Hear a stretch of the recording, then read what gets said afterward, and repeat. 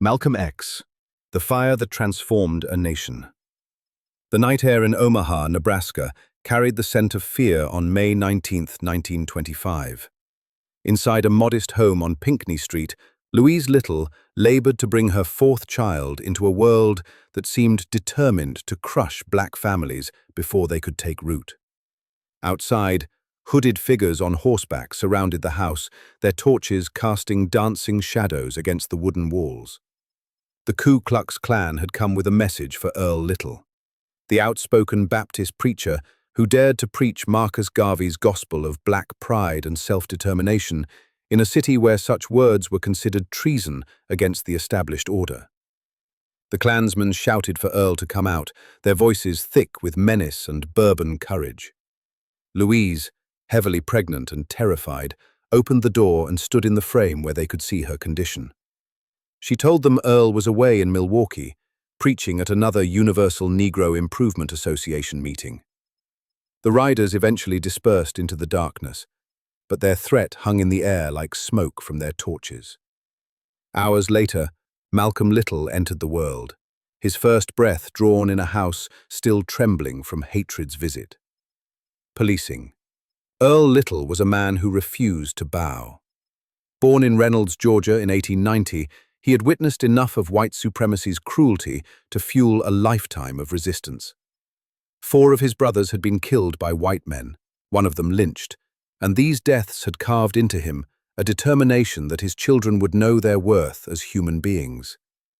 He was a tall, dark-skinned man with a powerful voice that could fill a church or a meeting hall.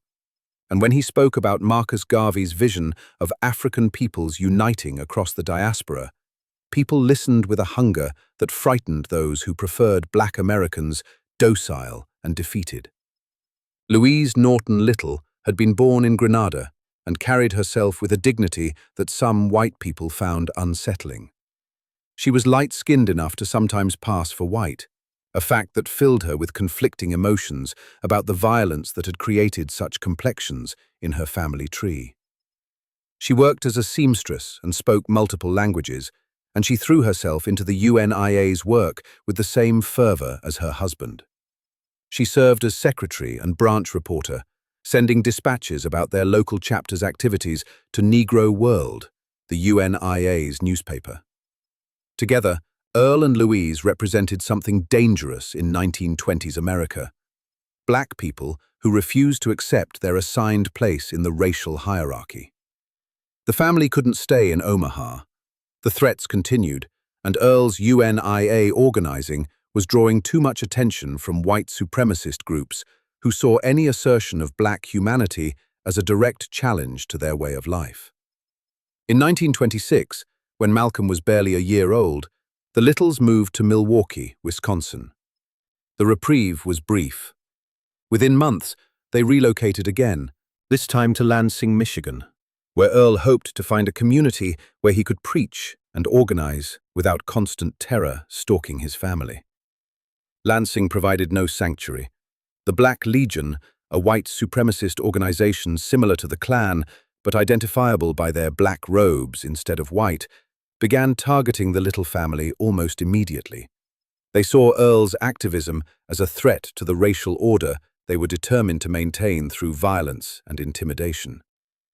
The family settled on a small plot of land outside the city, where they could at least grow vegetables and raise chickens to supplement Earl's uncertain income from preaching and handyman work.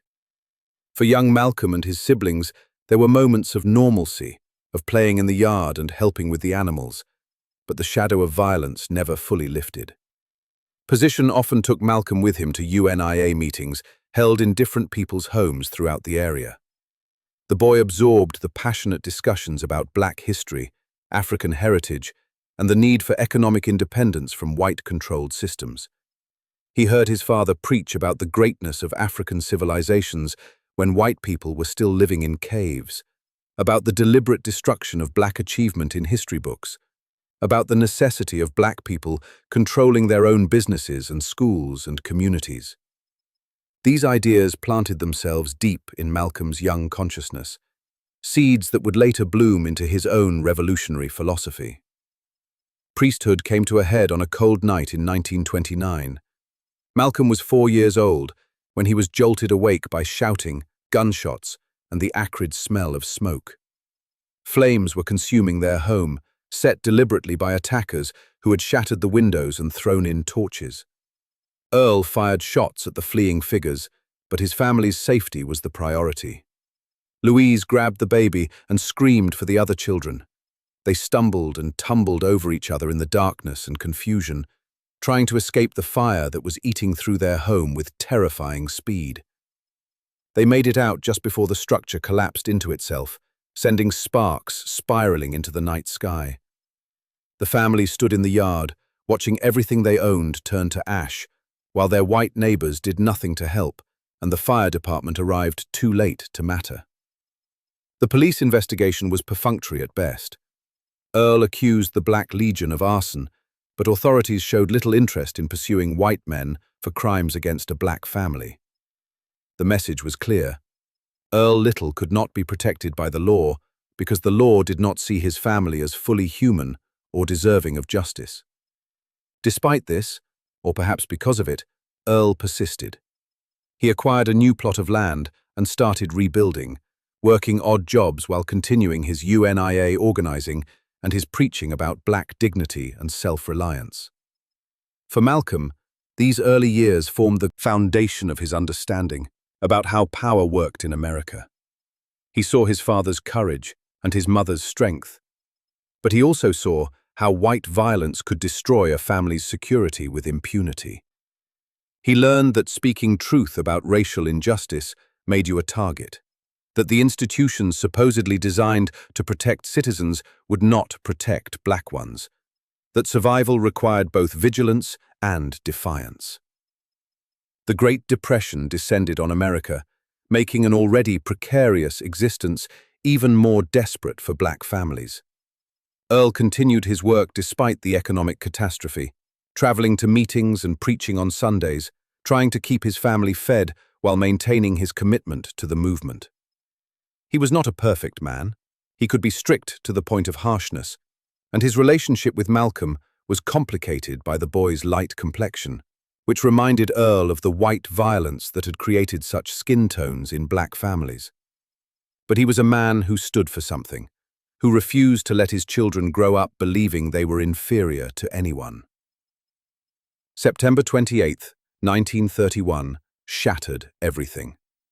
Earl left home that evening, heading to North Lansing to collect money owed for chickens he had sold. He never returned alive. His body was found near the intersection of Detroit Street and East Michigan Avenue, cut nearly in half by the wheels of a streetcar. The coroner ruled it an accident, suggesting Earl had somehow fallen while trying to board a moving streetcar at night. But the Little family knew better, as did much of Lansing's black community. The location of the body was suspicious, far from where Earl had been headed. Some witnesses reported seeing Earl struck by a car before his body ended up on the tracks. Others spoke of the Black Legion's threats and violence against vocal black activists. Malcolm was 6 years old when they buried his father. The funeral was held at a small church, and the boy didn't fully comprehend the permanence of death. But he understood that something foundational had been torn from his world. Earl Little had been murdered for the crime of telling black people they were beautiful, capable, and deserving of dignity. No one was ever arrested or charged. The insurance company that should have paid Louise a death benefit refused, claiming Earl had killed himself. Another, smaller policy paid out pittance in monthly installments that could barely feed one person, let alone a woman and 7 children. The psychological destruction of the Little family began immediately after Earl's death. Louise tried desperately to hold things together, working odd jobs while trying to parent 7 grieving children in the depths of the Depression. But poverty gnawed at them relentlessly, and the welfare authorities began circling like vultures, seeing a black widow with mixed-race children as a problem to be managed rather than a family to be supported. Malcolm watched his mother's slow unraveling, the helpless terror of a child who sees his last anchor being torn away by forces beyond his control. Shattered innocence. The years following Earl Little's death were a slow-motion catastrophe for the family. Louise fought with everything she had, taking in laundry, doing domestic work, accepting charity she despised needing. The children helped however they could, but hunger was a constant presence in the house. Malcolm later remembered the shame of accepting food handouts, the humiliation of welfare workers visiting to inspect their home and lives, the way poverty stripped away dignity, piece by piece. His mother tried to maintain the pride and self-respect Earl had instilled in them, but the grinding pressure of keeping children alive without resources wore her down month by month. Malcolm showed himself to be exceptionally bright in school. He was popular with his classmates, excelled in his studies, and demonstrated natural leadership qualities. In the 7th grade at Mason Junior High, he was elected class president, a remarkable achievement for one of the few black students in the school. He played basketball, got good grades, and seemed to be proving that intelligence and determination could overcome the barriers of race. His teachers praised him, his white classmates accepted him, and for a brief period, it seemed possible that education might provide an escape route from the poverty that was destroying his family. But the psychological toll of watching his mother's deterioration was devastating. Louise Little was slowly losing her grip on reality under the unbearable pressure of trying to feed 7 children on almost nothing during the Depression's worst years. The welfare authorities, rather than providing meaningful assistance, seemed more interested in breaking up the family. They questioned Louise's competence, criticized her child-rearing, and made it clear they thought the children would be better off in foster care or state institutions. The stress pushed Louise toward a nervous breakdown, and the welfare system used her deteriorating mental health as justification for the very intervention that was causing it. Malcolm became increasingly difficult to manage as he watched his mother suffer. He acted out in school, testing boundaries and challenging authority. In 1937, when Malcolm was 12, he was sent to live with another family as a first step in the dissolution of the Little household. Later that year, Louise suffered a complete breakdown and was committed to Kalamazoo State Hospital, where she would remain institutionalized for the next 26 years. The remaining children were scattered to different foster homes and relatives. The family that Earl and Louise had fought so hard to keep together was torn apart by a system that saw black poverty as a personal failing rather than a structural problem, that saw a grieving widow as incompetent rather than under-supported. Propulsion. For Malcolm, the institutionalization of his mother was a wound that never fully healed. He understood even then that the system had deliberately destroyed his family, that the same forces that had killed his father had now stolen his mother. The welfare state that was supposed to help had instead delivered the final blow to a family already beaten down by white supremacist violence and economic catastrophe. This lesson about the nature of American institutions would inform his political philosophy for the rest of his life. Malcolm bounced between foster homes and detention facilities, his behavior becoming more rebellious as his anger grew. He was sent to a juvenile home in Mason, Michigan, where he lived with a white couple who ran the facility.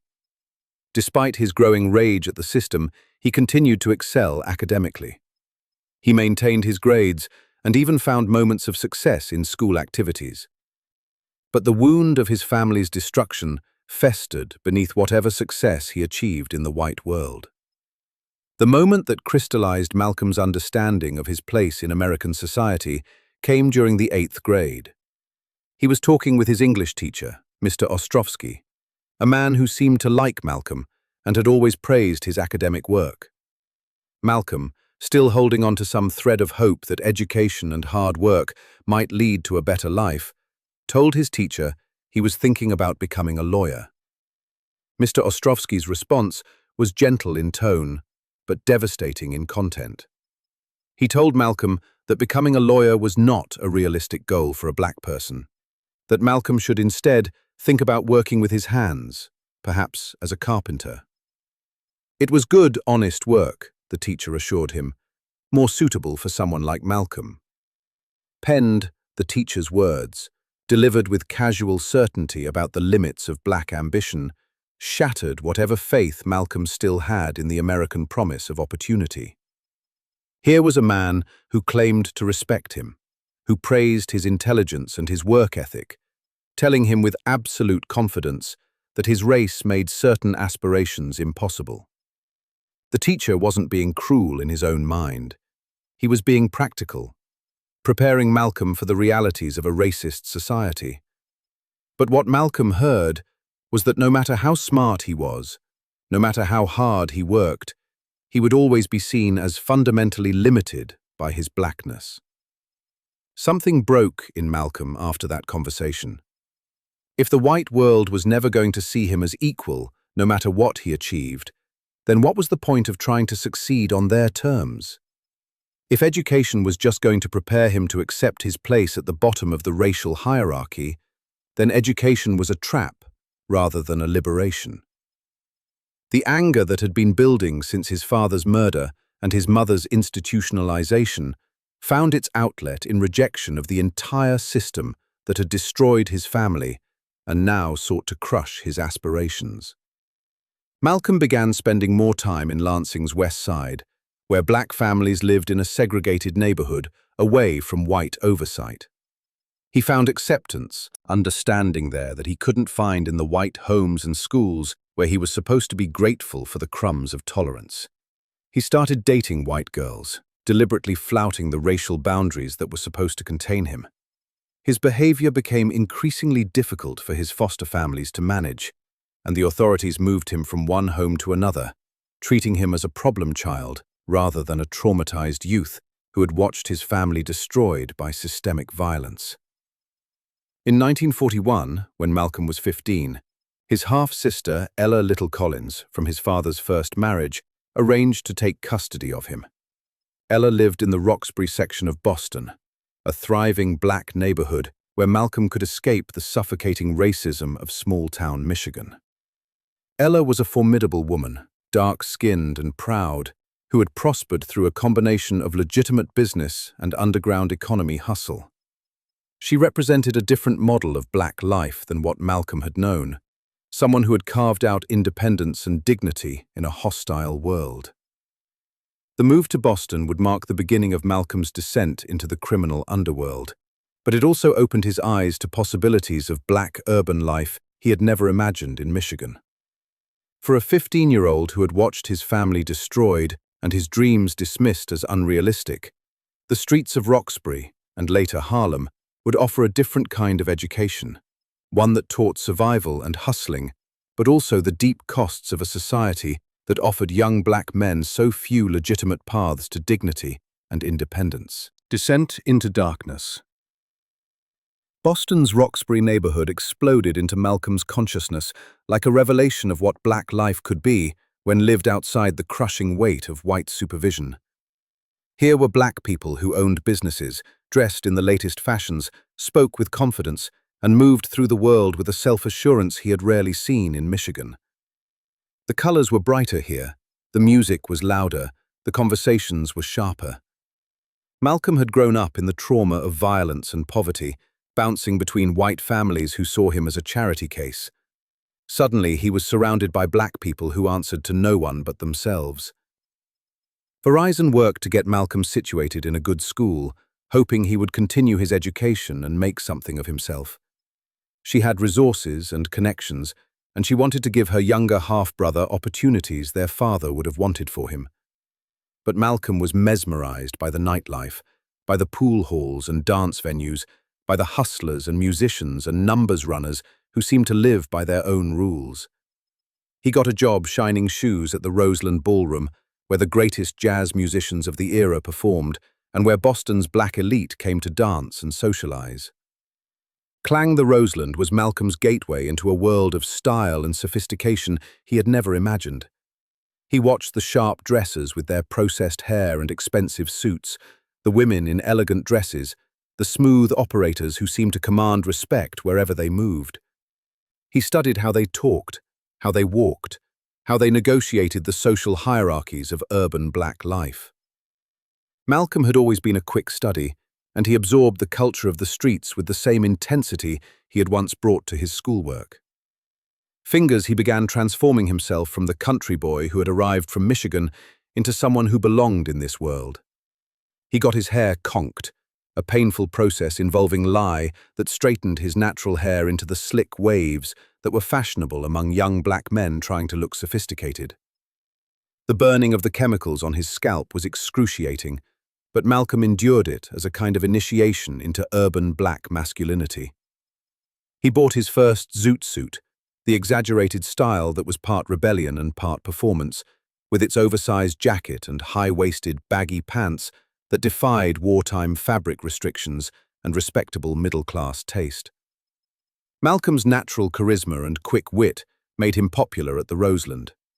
He learned which musicians liked to gamble after shows, which customers were worth cultivating, where to score marijuana or harder drugs for those seeking them. He graduated from shining shoes to selling snacks and drinks on the trains, working the line between Boston and New York City. The job gave him freedom to move between two of the most vibrant black urban centers in America, and he made the most of it. Jailed New York's Harlem made Boston look provincial. Here was the heart of black America, where the Renaissance had flourished 2 decades earlier, and where the energy of black creativity and hustle reached its peak. Malcolm started spending more time in Harlem, drawn by its intensity and its possibilities. He found work as a waiter at Small's Paradise, a famous nightclub where celebrities and criminals rubbed shoulders, and where tips could be substantial for someone who knew how to work the room. He was 16 years old and reinventing himself completely. He adopted the street name Detroit Red, a reference to the reddish tinge in his hair, and a fictional claim to Detroit credentials that sounded tougher than admitting he was from small-town Michigan. Detroit Red quickly developed a reputation as someone who could get things done, who knew where to find what people wanted, who could be trusted to handle business without asking too many questions. He became involved in the numbers racket, the illegal lottery that flourished in black neighborhoods where legitimate banking and investment opportunities were denied to residents. The numbers game was a massive informal economy, moving millions of dollars through black communities while employing thousands of people in various capacities. Malcolm started as a small player, placing bets and collecting for operators higher up the chain.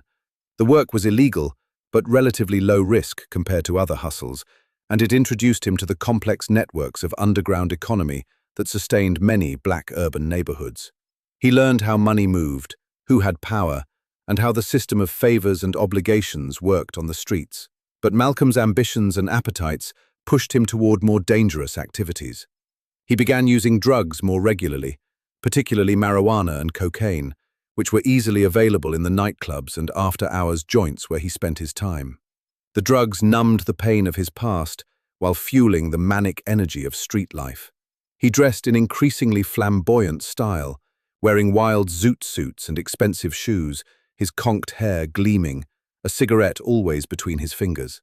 He cultivated an image of cool confidence, of someone who could handle whatever the streets threw at him. The Second World War was raging, and many young men were being drafted to fight overseas. Malcolm had no interest in dying for a country that had murdered his father and institutionalized his mother, that saw black people as inferior and denied them basic rights. When his draft notice came in 1943, he staged a performance during his military induction examination that convinced the psychiatrists he was mentally unstable. He told them he wanted to organize black soldiers to attack white soldiers, that he couldn't wait to get his hands on a rifle so he could turn it on whites. The examiners quickly classified him 4F, mentally unfit for service, and sent him back to the streets. Malcolm became increasingly reckless as the months passed. He graduated from the numbers game to more direct forms of theft and drug dealing. He formed a burglary crew that included his friend Malcolm Jarvis, whom everyone called Shorty, and 2 white women, one of whom Malcolm was dating in open defiance of the taboo against interracial relationships. The women could enter wealthy white homes posing as door-to-door salespeople or charity volunteers, casing the properties and noting valuable items and security weak points. Malcolm and Shorty would then break in and clean out the houses of jewelry, cash, and anything else of value. The crew pulled off dozens of successful burglaries across the Boston area over several months. They targeted the wealthy suburbs where white families felt safe, where police presence was minimal because crime was supposed to happen in black neighborhoods, not in respectable white areas. Malcolm was good at the work, methodical and fearless, but the lifestyle was unsustainable. The constant drugs, the mounting heat from law enforcement, the inevitable betrayals that came with criminal life, all of these factors made it only a matter of time before something went catastrophically wrong. The end came in early 1946. Malcolm, high on cocaine and convinced of his own invincibility, made a fatal mistake. He had stolen an expensive watch during one of the burglaries and pawned it at a local shop. Sometime later, desperate for cash, he went back to the pawn shop to retrieve the watch, thinking he could sell it again elsewhere for more money. The pawnbroker recognized the watch as stolen and called the police. Malcolm was arrested on the spot. The arrest led police to the rest of his crew, and they were all taken into custody. The charges were serious: larceny, breaking and entering, firearms possession. But what made the case explosive was the interracial nature of the burglary ring. In 1946 Boston, the sight of black men working closely with white women, particularly in criminal activity, triggered deep racist anxieties about black men corrupting white womanhood. The prosecution made sure the jury understood the full scope of the racial transgression, though they stopped short of charging rape, which the white women refused to support, despite police pressure. Malcolm and Shorty were convicted and sentenced to 8 to 10 years in prison, an extraordinarily harsh punishment for first-time offenders on burglary charges. The average sentence for similar crimes was perhaps 2 years. The white women received suspended sentences and minimal punishment. Malcolm understood exactly why his sentence was so severe. He had committed the unforgivable crime of crossing racial boundaries, of treating white women as equals, of refusing to know his place.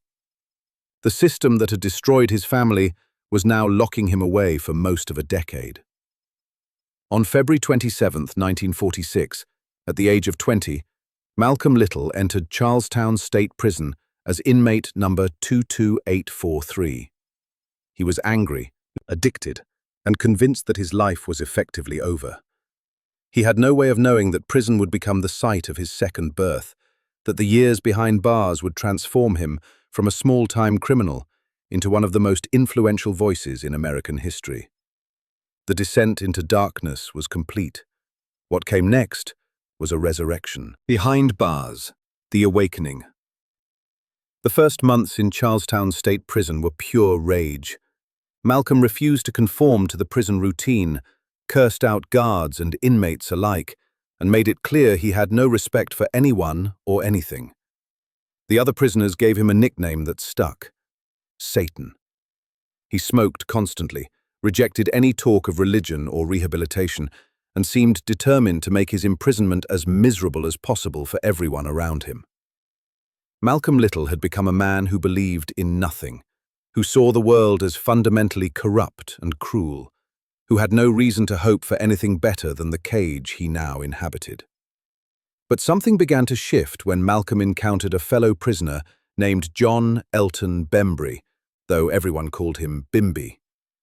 Bimby was unlike anyone Malcolm had met on the streets.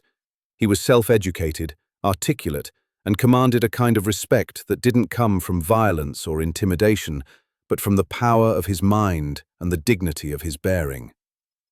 Bimby participated in the prison debate club, read voraciously, and spoke about history and philosophy with an authority that even the guards seemed to acknowledge. Watching Bimby, Malcolm began to understand that there was a different kind of power available, one based on knowledge rather than hustling. Bimby told Malcolm something that penetrated his defenses.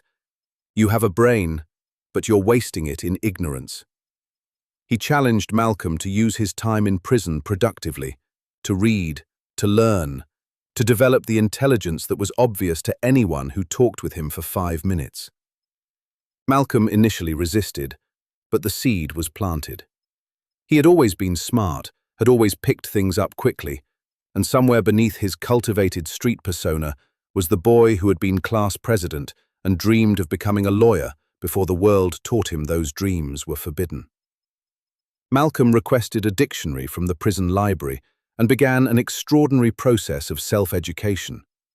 He later described copying the entire dictionary word by word, learning not just definitions, but etymology and usage. He wanted to be able to articulate his thoughts with precision, to command language the way Bimby did, to never again be at a loss for words when expressing his ideas. The work was painstaking, but Malcolm threw himself into it with the same intensity he had once brought to street hustling. The reading opened up entire worlds. Malcolm devoured books on history, philosophy, religion, and politics. He read about ancient African civilizations, about how white historians had deliberately erased black achievement from the historical record, about the sophisticated kingdoms and empires that had flourished in Africa while Europe was mired in the Dark Ages.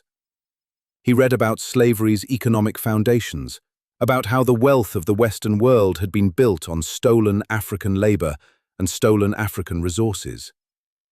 Every book confirmed what his father had tried to teach him, that black people had been systematically robbed of their history, their culture, and their dignity. In 1947, Malcolm was transferred to Concord Reformatory, which had a better library and slightly less restrictive environment than Charlestown. He immersed himself even more deeply in reading, spending hours every day absorbing knowledge like a man dying of thirst.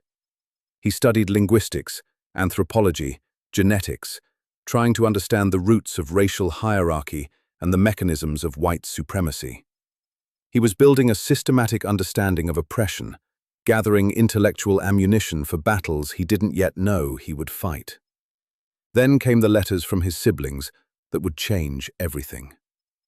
Malcolm's brothers and sisters had been introduced to a religious movement called the Nation of Islam, which had been growing slowly but steadily in Detroit and other cities since its founding in 1930. The nation taught a version of Islam adapted specifically for black Americans, with theological claims that sounded bizarre to outsiders, but that resonated powerfully with black people seeking spiritual and psychological liberation from white supremacy. His brother Reginald wrote to him with an intriguing message. "Stop eating pork and stop smoking cigarettes, and I'll show you how to get out of prison." Malcolm was skeptical but curious cold turkey, despite his addiction, and began refusing pork at meals. Reginald visited and explained the Nation of Islam's teachings. The central theological claim was startling, that black people were the original humans, made in God's image, while white people were the result of a genetic experiment by an ancient black scientist named Yaqub, who had created them as a race of devils, designed to rule through deception and violence for a limited time. This reign of white devils would eventually end, and black people would reclaim their rightful place as masters of civilization. Confiscated mainstream religious believers, this theology sounded like reversed racism and bad science. But Malcolm heard something else, a systematic explanation for everything he had experienced in his life. The murder of his father, the destruction of his mother, the crushing of his ambitions, the casual violence of white supremacy. All of it made sense if white people were literally devils whose nature was to do evil. The teaching resonated not because it was scientifically accurate, but because it was psychologically liberating.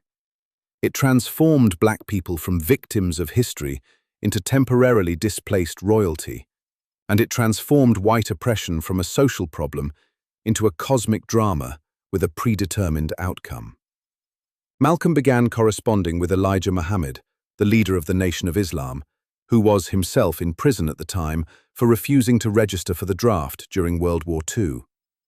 Muhammad's letters were encouraging and fatherly, welcoming Malcolm to the nation, affirming his worth as a black man. For someone who had lost his father as a child and had spent his adolescence and early adulthood bouncing between institutions and street life, the idea of belonging to something larger than himself was powerfully appealing. In 1948, Malcolm was transferred to Norfolk Prison Colony, an experimental facility focused on rehabilitation rather than pure punishment. Norfolk had an excellent library and encouraged educational programs and debate activities. Malcolm joined the debate team and began honing the oratorical skills that would later make him famous. He practiced articulating the Nation of Islam's teachings, learning to marshal arguments and evidence, developing the sharp wit and devastating logic that would characterize his later speeches. The transformation was total. Malcolm Little, the street hustler who had believed in nothing, was becoming Malcolm X, a disciplined Muslim who saw his entire life through the lens of the Nation of Islam's teachings. He stopped using drugs, stopped cursing, adopted the strict behavioral codes the nation required. He prayed 5 times daily, studied Islamic teachings as filtered through Elijah Muhammad's interpretation, and began to see his criminal past as a direct result of white society's corruption of black people. The X that replaced his surname was symbolically powerful. Malcolm argued that Little was a slave name, imposed on his ancestors by white slaveholders who had owned them as property. Since there was no way to know what his African ancestral name had been, he would use X to represent that stolen identity, that unknown heritage that slavery had erased.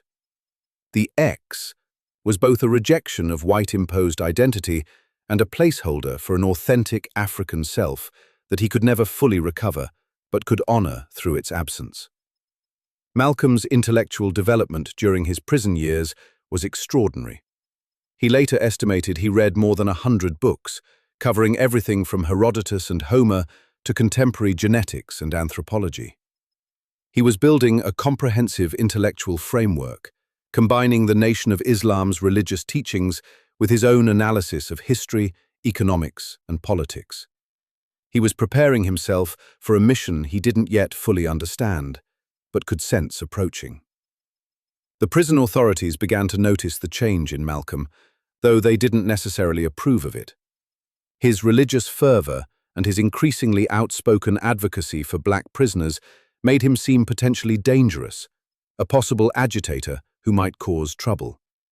But Malcolm was careful to follow prison rules, to maintain the discipline the Nation of Islam required, to channel his intelligence and charisma into persuasion rather than confrontation. Consciously, when Malcolm was paroled in August 1952, having served 6.5 years of his sentence, he walked out of prison as a completely different person than the angry, addicted criminal who had entered. He was 26 years old, clean and sober, disciplined and focused, armed with knowledge and inflamed with purpose. The first thing he did was travel to Detroit to meet Elijah Muhammad in person. The street hustler was gone. In his place was a man who would shake the foundations of American racial politics and become a voice for the voiceless millions who shared his rage at injustice. Prison had broken Malcolm Little completely, but from those broken pieces, Malcolm X had been forged, tempered like steel in fire, ready to bring his message to a nation that had done everything in its power to destroy him, but had instead created its own most articulate critic. The years behind bars had been his cocoon. Now it was time to emerge and spread his wings over a society unprepared for what he had become. Rise of the Phoenix. The Detroit that Malcolm X entered in August 1952 was a city transformed by the Great Migration and wartime industrial expansion, but still rigidly segregated and bitterly contested. Black workers had flooded into the city during the 1940s to work in the automobile factories and defense plants, but they remained confined to overcrowded neighborhoods, denied access to most housing, and subjected to both casual and organized white violence. The Nation of Islam had been founded in Detroit 2 decades earlier, and it had maintained a steady, if small, presence in the city's black community, offering a combination of religious faith, economic self-help programs, and uncompromising racial pride. Malcolm moved in with his brother Wilfred, who was already an active member of Temple No. 1, the Nation of Islam's original and most important mosque. On his first day of freedom, Malcolm attended services and finally met Elijah Muhammad in person. The encounter was electric. Muhammad was a small, soft-spoken man from Georgia, born into poverty and educated only through the 8th grade. But he carried himself with a quiet authority that commanded absolute devotion from his followers. He listened to Malcolm's story of transformation in prison, and he recognized immediately that this brilliant, charismatic young man represented something the nation desperately needed, someone who could articulate their message to a larger audience. The Nation of Islam in 1952 had perhaps 400 members nationwide, clustered mainly in Detroit, Chicago, and a few other cities.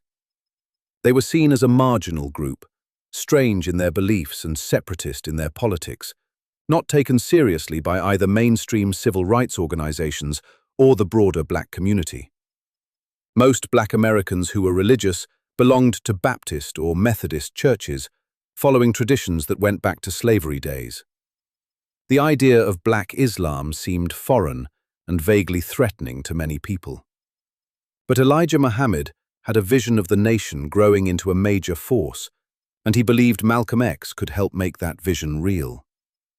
Malcolm threw himself into the work with absolute devotion. He began recruiting aggressively, standing on street corners in Detroit's black neighborhoods, stopping people to talk about the nation's teachings, patiently explaining why black people needed to know their true history and reject the white man's religion and the white man's names. He was tireless, working essentially around the clock, sleeping only a few hours a night, driven by a sense of mission that bordered on obsession. Within a year, membership at Temple No. 1 had tripled. Forging Elijah Muhammad recognized Malcolm's extraordinary abilities and began giving him more responsibility. In August 1953, less than a year after his release from prison, Malcolm was appointed assistant minister at Temple No. 1. He developed a reputation as a magnetic speaker who could break down the nation's teachings in ways that made them accessible and compelling. His street hustler's intuition for reading people combined with his prison-earned education to create a rhetorical style that was both sophisticated and street-smart, intellectual and emotionally powerful. In September 1953, Muhammad sent Malcolm to Boston to serve as First Minister of Temple No. 11. Malcolm returned to the city where he had once shined shoes and run burglary operations, but now he was on a completely different mission. He rented a small space for the temple, began holding meetings, and recruited new members with the same intensity he brought to everything. He went to pool halls and barbershops, to street corners and community centers, anywhere young black men gathered who might be receptive to the nation's message of racial pride and economic independence. The message resonated particularly with people who had been failed by mainstream institutions. Malcolm spoke to the drug addicts and criminals, the unemployed and underemployed, the angry and the hopeless. He told them they weren't broken or inferior. They were victims of a system designed to destroy black people, and there was a path to redemption through the Nation of Islam. He spoke from personal experience about the transformation available to those who embraced the nation's teachings. Many of the men who heard him saw their own struggles reflected in his story, and they wanted what he had found: purpose, dignity, community, direction. Malcolm's success in Boston led to his biggest assignment yet. In June 1954, Elijah Muhammad appointed him Chief Minister of Temple No. 7 in Harlem, the heart of Black America, and potentially the nation's most important outpost. This was both an honor and a massive challenge. Harlem was sophisticated, cosmopolitan, skeptical of simple answers to complex problems. It had been the center of the Harlem Renaissance, had produced some of the greatest black intellectuals and artists in American history, and was not easily impressed by anyone's message. But Malcolm rose to the challenge with characteristic intensity. Temple No. 7 was located on Lenox Avenue, and Malcolm transformed it into a hub of activity and recruitment. He held street rallies, speaking from stepladders on Harlem's busiest corners, drawing crowds with his combination of humor, anger, historical knowledge, and uncompromising racial analysis. He challenged black people to stop accepting their oppression, to stop thinking of themselves as inferior, to recognize that the same white people who smiled in their faces were the descendants of slaveholders and oppressors. He called out black ministers who preached patience and submission, asking why they told black people to wait for justice in heaven when white people took their justice right here on earth. The message was radical, and many people were offended or frightened by it, but others heard it as a revelation. Young people, especially, were drawn to Malcolm's unapologetic blackness, his refusal to ask white people for permission to exist, his insistence that black people had a right to defend themselves by any means necessary. This was a very different message from what was being preached by Martin Luther King Jr.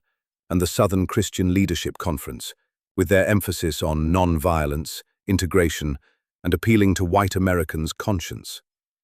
Malcolm's message was, white Americans don't have a conscience when it comes to black people, and we need to stop waiting for them to give us what we should take for ourselves.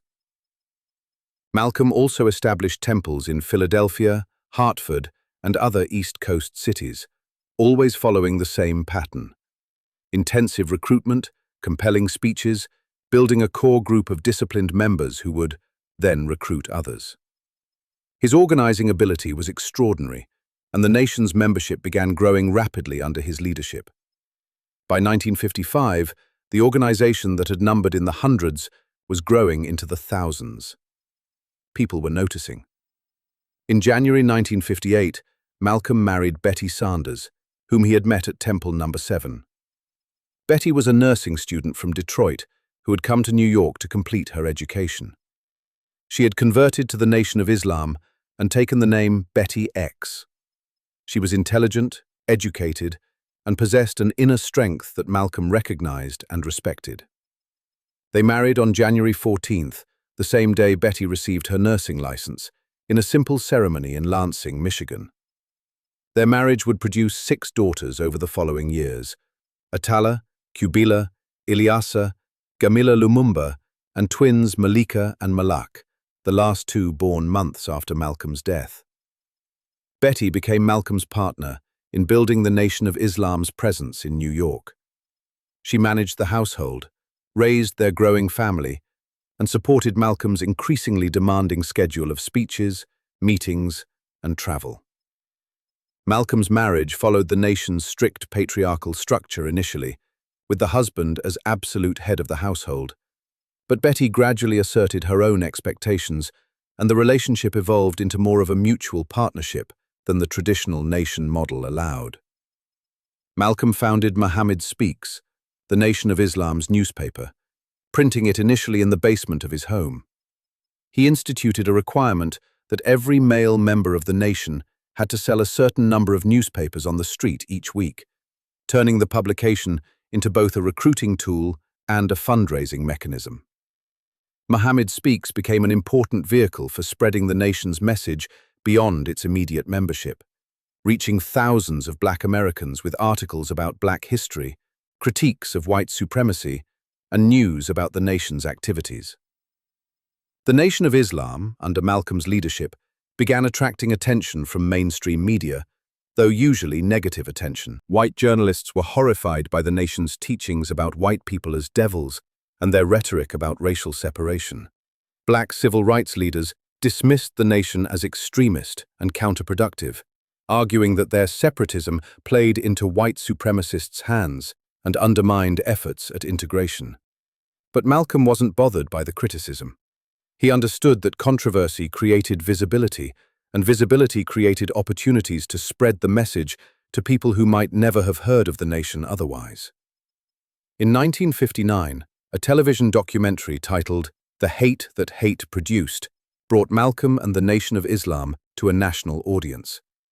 The journalist Mike Wallace portrayed the nation as a dangerous black supremacist group preaching hatred of whites, and Malcolm as their charismatic but frightening spokesman. The documentary was meant as an exposé, a warning to white America about this growing movement in black neighborhoods. But for many black Americans watching, particularly young people frustrated with the slow pace of civil rights progress, Malcolm's unapologetic pride and militant rhetoric were magnetic. The nation's membership exploded after the documentary aired. The phones at the temples rang constantly with people wanting to know more, wanting to join, wanting to hear this man who spoke about racial pride without apology or compromise. Malcolm became the Nation of Islam's most visible representative, traveling constantly to speak at colleges, on television and radio programs, at street rallies and community centers. His debates with white academics and journalists showcased his quick wit, his encyclopedic knowledge of history, and his ability to turn any question back on his interrogators. When white people asked him why he preached hatred, he responded that he was simply holding up a mirror to show them what they had done to black people for 400 years. When they accused him of racism, he explained that black people didn't have the power to oppress white people, that racism required both prejudice and power, and black people had never had the power to systematically oppress anyone. Elijah Muhammad appointed Malcolm national representative of the Nation of Islam, effectively making him second in command of the organization. Malcolm was responsible for the nation's dramatic growth from a few hundred members when he was released from prison to tens of thousands by the early 1960s. He inspired prominent people to join, including the boxer Cassius Clay, who would become Muhammad Ali after his conversion. Malcolm's influence extended far beyond the nation's official membership. Millions of black Americans who never joined the organization were influenced by his rhetoric and his unapologetic racial pride. Escalating 200 brought complications. As Malcolm's profile grew, tensions began developing with other Nation of Islam leaders who were jealous of his prominence. More troublingly, Malcolm was beginning to have questions about whether the Nation of Islam was truly committed to the liberation struggle happening in the streets. The civil rights movement was reaching its peak in the early 1960s, with sit-ins and freedom rides and massive protests across the South. Young black people were putting their bodies on the line for freedom, and Malcolm felt the nation should be involved. But Elijah Muhammad insisted the nation should remain separate from the civil rights movement, should focus on building their own institutions rather than integrating into white society. Malcolm's rising prominence also attracted unwanted attention from the Federal Bureau of Investigation. J. Edgar Hoover's FBI had long targeted black organizations deemed threatening, and the Nation of Islam was near the top of their list. Malcolm was subjected to constant surveillance, his phones were tapped, his associates were investigated, and FBI informants infiltrated the nation at every level. The government saw Malcolm as a dangerous radical who might inspire violence, and they were determined to neutralize him one way or another. By the early 1960s, Malcolm X had become one of the most recognizable black figures in America, famous and infamous in equal measure. To his supporters, he was a prophet speaking truth to power, a voice for the voiceless, a source of pride and strength. To his critics, both white and black, he was a dangerous demagogue, preaching hatred and division. But everyone agreed on one thing. When Malcolm X spoke, people listened. The fire that had nearly consumed him in his youth had been transformed into a different kind of flame, one that would soon burn away everything he had built with the Nation of Islam and set him on a path toward an even more dangerous mission.